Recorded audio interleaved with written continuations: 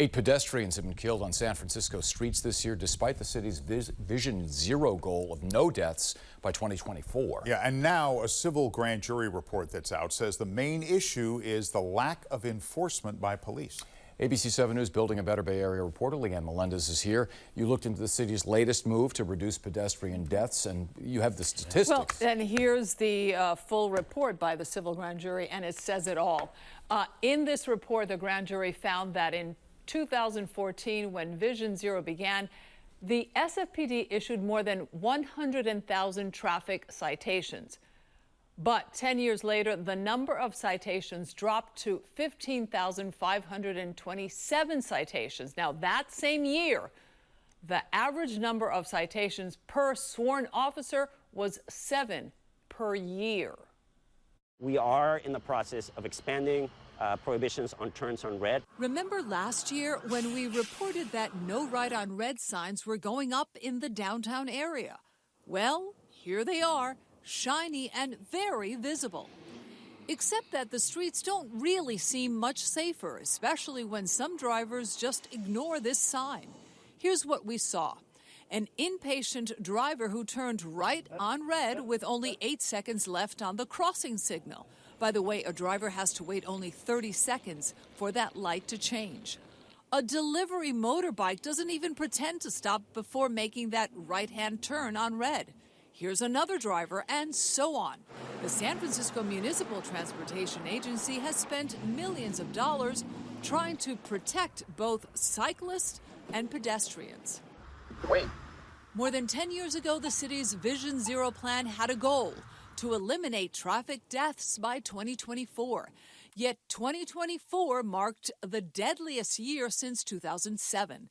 And so when you see a U.S. postal truck driver not obeying the rules, it begs the question, where are the police officers? In March 2024, San Francisco Supervisor Rafael Mandelman warned us. If there's no enforcement, you can change all the rules you want to, and no one will take them seriously. San Francisco's Tenderloin District has 50 intersections with no right or left on red signs. The SFMTA told us last year that 92% of drivers were complying with the law.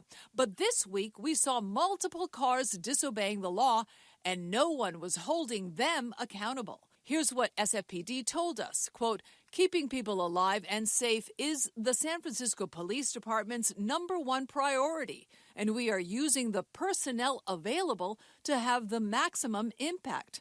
So let's go back to that line, the personnel available, because SFPD continues to blame the lack of traffic enforcement on its ongoing staffing shortage. I don't think it's an issue of staffing as much as it is as an issue of prioritization. Catherine Bloomberg should know. She served on a civil grand jury investigating the causes of a failed Vision Zero, which found that, quote, there's a sense of lawlessness on the city streets due to the almost complete lack of enforcement in recent years. There's a lot of reckless driving on the streets, and we're seeing a complete drop-off in enforcement. The report found that the number of traffic citations dropped by 95% in the 10 years since Vision Zero was first adopted in 2014.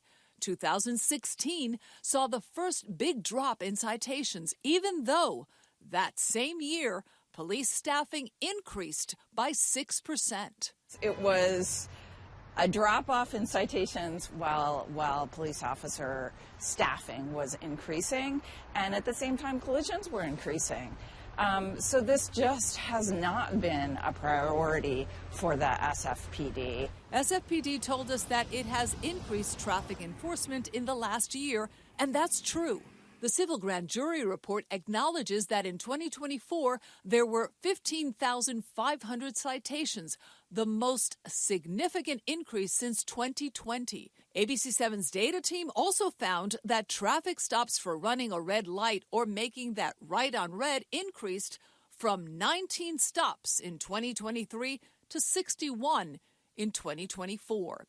In the report, the civil grand jury calls for a, quote, renewed commitment to traffic enforcement from SFPD, and that the SFMTA start, quote, building community trust.